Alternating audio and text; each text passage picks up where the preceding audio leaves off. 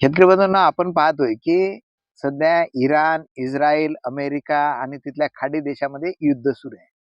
आणि युद्धाचा पहिला झटका जो आहे आपल्याला लागत आहे, जी झळ लागते. बाकी तर महागाई थोडीफार वाढत आहे, परंतु घरातल्या गॅसवर म्हणजे काही प्रमाणात आपल्याला दिसतंय की रांगा लागत आहे, थोडी टंचाई भासत आहे. आणि हीच परिस्थिती जर वाढत गेली तर नक्कीच ही परिस्थिती आणखीन खराब होत जाणार.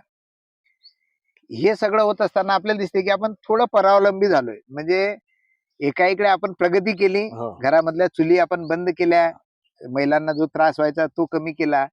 परंतु ही प्रगती मात्र सगळी आपली इतर देशावर अवलंबून आहे. आज जर त्या देशानं गॅस देणं बंद केलं किंवा काही काळानं तो गॅस जर संपला तर मात्र आपलं काही खरं नाही. त्याचप्रमाणे आपण बघतोय की एनर्जीच्या बाबतीत डिझेल असो, पेट्रोल असो, आपण प्रगती करतोय. खूप मोठ्या गाड्या गोळ्या घेतल्या आणि ते पण बाहेर देशावर आपलं अवलंबून आहे. बरं, आज तिथपर्यंत थांबलं नाही तर आपल्याला दिसते की शेतीमध्ये सुद्धा असं होऊन राहिलं. शेतीमध्ये तुम्हाला दिसेल की जे आज आपल्या प्रत्येकाची रासायनिक शेती झालेली आहे आणि मोठ्या प्रमाणात हे रासायनिक खतं जे आहेत ना, जसे फॉस्फेट झाले, युरिया खत झालं, DAP खत झालं, हे आपल्या इथं निर्माण होत नाही. हे सगळे या खाडी देशातून तिकडून आयात करावे लागतात. आता ही युद्धाची परिस्थिती जर अशी सुरू राहिली तर काय होईल? आपण शेतीमध्ये प्रगती तर करत आहोत, परंतु इतरांच्या भरवशावर आहे आणि हे जर एक दिवस बंद पडलं तर मात्र कठीण परिस्थिती येणार आहे. आणि नक्कीच यावर्षी त्याच्या धडा काही ना काही पोहोचणार आहे. म्हणजे शेतीमध्ये सुद्धा आपण परावलंबित्व आपल्याला या सगळ्या गोष्टीमध्ये आलेलं आहे. सोबत आपल्याला दिसते की आता जमिनीमध्ये मोठ्या प्रमाणात बैल कमी झाले. जे शेतामध्ये एनर्जी पाहिजे, आपण ट्रॅक्टरचा उपयोग करतोय आणि ट्रॅक्टरला डिझेल कुठून आहे? तर आखाती देशातून. म्हणजे खत, परावलंबित्व. आज आपण मेकॅनायझेशन झालंय आणि हे मेकॅनायझेशन मात्र सगळं डिझेलच्या भरवशावर आहे. आणि डिझेल कुठून येतं? तर आखाती देशातून. तर त्यावर सुद्धा परिणाम होऊ शकतो. त्याचे जर भाव वाढत गेले तर नक्कीच आपली शेताची नांगरणी महाग होऊ शकते, मशागत महाग होऊ शकते. म्हणजे आपली बघाल तर परावलंबित्व शेतीतलं वाढत आहे.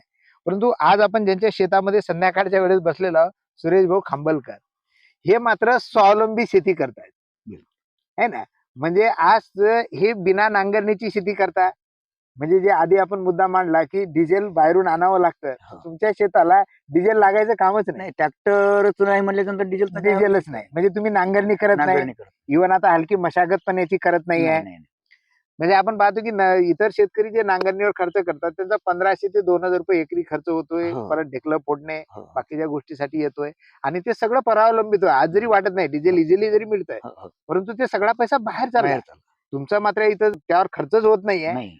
सरकारनं तर तुम्हाला अजून त्याच्यावर आता सबसिडी द्यायला पाहिजे. आणि हे सगळं केल्यानं तुमचं म्हणणं आहे की जमिनीची सुपीकता पण वाढते. म्हणजे मग जर सुपीकता वाढली तर फर्टिलायझरवर याचा काय परिणाम होतोय?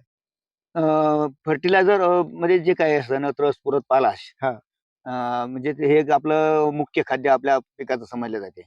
आपल्या जमिनीमध्ये जर नत्र जर वाढत राहिलं, स्फुरद जर वाढत राहिला, पालाश जर वाढला तर आपल्याला बाहेरून काही टाकायचं काम नाही. आपल्या जमिनीत जे असते मेन घटक आहे ते सेंद्रिय खत. आणि तुम्ही आता 5 वर्ष झाले नांगरणी नाही केली, म्हणजे ती एक परावलंबित्व कमी केलं. आणि दुसरं आता तुम्ही सांगताय की तुमच्या जमिनीत तुम्ही रसायन टाकणं बंद केलं. म्हणजे कोणतंच रसायन तुम्ही खालून टाकत नाही. रसायन यासाठी टाकत नाही की बा रसायनामुळे कॅन्सर होतो किंवा इतर साईड इफेक्ट आहे म्हणून हे करत नाही. परंतु तुमच्या जमिनीची सुपीकता जेवढी वाढली की तुम्हाला आवश्यकता नाही. म्हणजे तुम्ही खतावरचे परावलंबित होतं ते पण कमी केलेलं आहे. तर आता हे सगळं करताना तुम्ही स्वावलंबी शेती करताना उत्पन्न मात्र इतरांच्या मानानं कसं राहतं? उत्पन्न सर एवढं झालं मला 2 वर्ष एवढं झालं. आता हळूहळू त्या इतरापेक्षा जास्त वाढायला लागलं. बरं, म्हणजे आता बाजूला एखादा नांगरणी करणारा शेतकरी आहे, तर त्याच्यापेक्षा तुमचा खर्च कमी झाला मान्य आहे, खत देत नाही हे मान्य आहे, उत्पन्न त्याच्यापेक्षा जास्त आहे. त्याच्यापेक्षा जास्त. बरं. म्हणजे अनेक शेतकऱ्यांना युट्यूबवर मला काही कमेंट आले होते की सर असं शक्यच नाही, काही पण सांगता.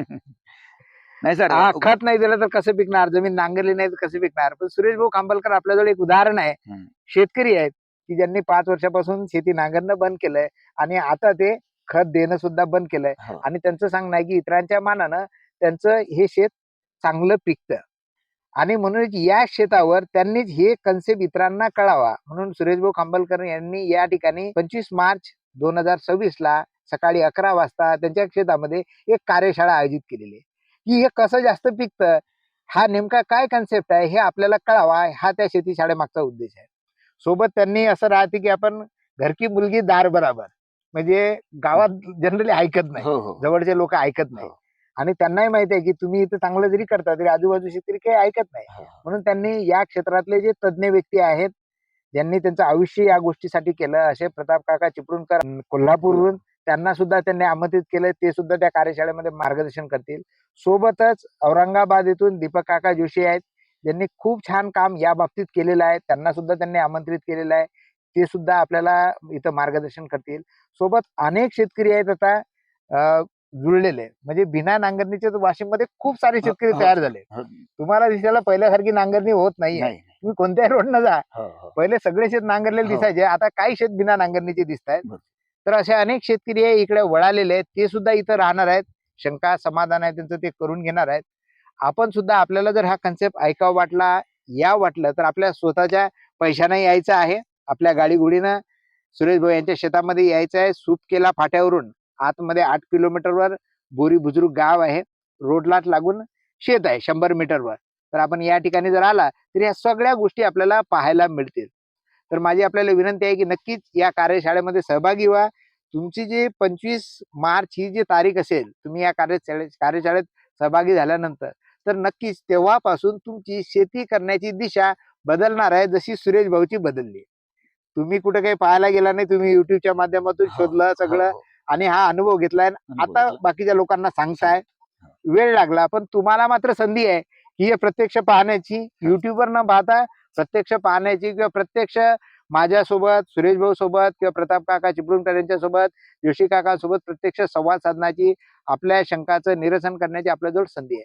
तर भेटू आपण 25 मार्च 2026 ला सकाळी 11 वाजता सुरेश भाऊ खांबलकर यांच्या शेतामध्ये, बोरी बुद्रुक, तालुका वाशिम या ठिकाणी, जे सुपकल्यावरून 8 किलोमीटर पूर्वेला आहे. धन्यवाद.